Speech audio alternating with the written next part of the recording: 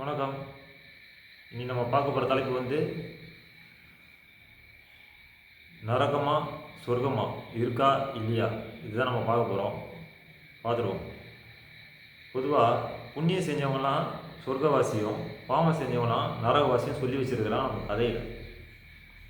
அது எந்த அடிப்படை சொல்லுதுன்னா, புண்ணியம் பண்ணவனா யார் யாருன்னா, புண்ணியஸ்தர்கள்லாம் யார் யாருன்னா, தான் ஜீவனை காப்பாற்றிக்கிறவன் புண்ணியஸ்தன். தான் ஜீவனை கீழ் மனம் போகிற போக்கில் விட்டுட்டு ஊதறியாக சுற்றி நிற்கிறவன் புண்ணியஸ்தன் கிடையாது, அவன் நரகவாசி. ஏன் நரகவாசினா, எவ்வளோக்கு எவ்வளவோ உன்னோட இளமை இருக்கும்போது உன்னோட மனசை நீ காப்பாற்றிக்காமல், உன் ஆற்றலை நீ காப்பாற்றிக்காமல், அது போகிற போக்கில் நீ விட்டுட்டு போயிட்டே இருந்தீன்னா, நாளடைவில் இந்த உடல் என்ற கூடு பழுதாகி வயசாகி உன் ஆற்றல் நிறையான ஆற்றல் குறைவாகும்போது உன்னோட உடல் வேதனையும் மன வேதனையும் உன்னால் தாங்க முடியாது. அப்போது ஆட்டோமேட்டிக்காக உன்னோட பிரபஞ்சம் புற மனம் இந்த புற ஆற்றல் உன்னோட ஆற்றலை கொஞ்சம் கொஞ்சமாக எடுத்துக்கிட்டே இருக்கும். அப்படி எடுத்துகிட்டு கொஞ்சம் கொஞ்சமாக எடுத்துகிட்டே போகும்போது உன்னோட வலியும் வேதனையும் அதிகமாகி நீ கடைசியில் புற வழியாகவே நீ போயிடுவ வாழ்க்கை. இது நரக வேதனை. வலியை தாங்க முடியாது உன்னால், சீக்கிரமாக உன்னால் அந்த உண்மை நிலையை உணர முடியாதுன்றதுனால தான் நரகவாசி. இது பேர் மனரணம். இது பேர் தான் மனரணம்.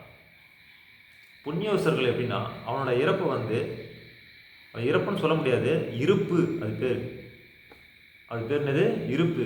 அவனோட இருப்பு நிலை எப்படி இருக்குன்னா, தூங்குற மாதிரியே இருந்து அந்த உடலுக்குள்ளேயே அப்படியே தங்கிடும். அது இந்த உடல்லேருந்து கூடு கட்டு சில டைமென்ஷன்லாம் மாறி அது உடல்லேருந்து வெளியே போகிறது கொஞ்சம் நாள் ஆகும். அது அவங்க செஞ்சு வச்சுக்கிற புண்ணியத்தை பொறுத்து இருக்குது. அதாவது அந்த உடம்புக்குள்ளே போன அளவு பொறுத்து இருக்குது, அவன் பயிற்சி அளவு பொறுத்து இருக்குது. அப்போது புண்ணியவசர்லாம் யாருன்னா, யாரெல்லாம் தன்னை காப்பாற்றிக்க, அந்த ஜீவனை காப்பாற்றிக்க பயிற்சி பண்ணுறானோ அவனே புண்ணியவஸ்தன். இதுதான் சொர்க்கவாசி. இதுதான் நரகம் சொர்க்கம். மற்றபடி நீ நினைக்கிற மாதிரி தண்டனை கொடுப்பாங்க, எண்ணெய் கடையில் போட்டு வறுத்து எடுத்து ஓரமாக எடுத்து உட்கார வைப்பாங்க, அதெல்லாம் கிடையாது. அதெல்லாம் மைண்ட் செட். இந்த உலகம்தான் உன்னோட பாடசாலை. இந்த உலகத்தில் உன்னோட மெமரி என்னென்னா சேமித்து கிரகிச்சு வச்சுக்கிறியோ, நல்ல விஷயங்களை எவ்வளோக்கு எவ்வளோ உன் மெமரியில் உன் பழக்க வழக்கங்களையும் மெமரிலையும் நீ உருவாக்குறியோ, மேபி சப்போஸ் நீ மறுபடியும் கலெக்ஷன் சுழற்சியில் நீ வரும்போது இந்த மெமரி உனக்கு அப்படியே இருக்கும். புரியுதுங்களா? இது பேர் தான் கர்மா. கர்மானா இதுதான் அர்த்தம். கர்மாவுக்கு பல அர்த்தங்கள் இருக்குது. அதில் இது ஒரு அர்த்தம். பல டைமென்ஷனாக இந்த வேர்ல்டு பிரியுது. பல டைமென்ஷனில் பல ஆறாகலாம் இந்த வேர்ல்டு பிரியுது. ஒரு குறிப்பிட்ட அளவு வரைக்கும் தான் நம்ம உணர்ந்ததை சொல்ல முடியும். முழுமையான இல்லை. முழுமையான நீ உன்னை முழு உருவத்தை நீ பார்த்துட்டுனா அதான் முழுமை. இது மேலே ஒன்றுமே கிடையாது.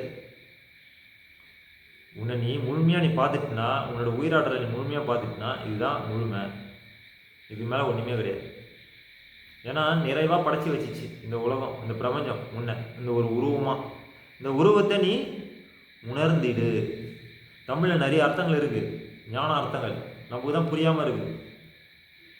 அது எல்லாமே யோகா மொழிகள் தான். தமிழ்ன்ற வார்த்தையே ஒரு யோக மொழி சார்ந்ததாக தான் இருக்குது. சரி, நன்றி, வணக்கம்.